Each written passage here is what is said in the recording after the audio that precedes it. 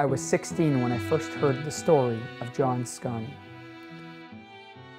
Rumor has it that the meanest, toughest mobsters in New York called him into a room, handed him a fairly shuffled deck of cards, and challenged him to find the 4 aces.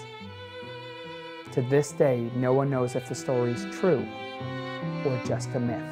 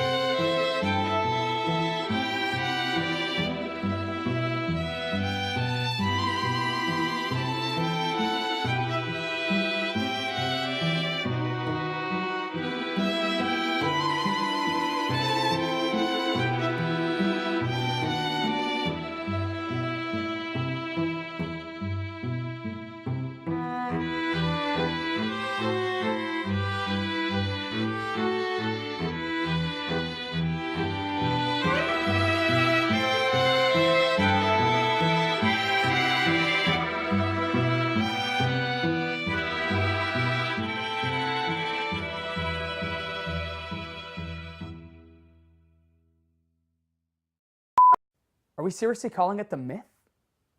Who came up with that? You?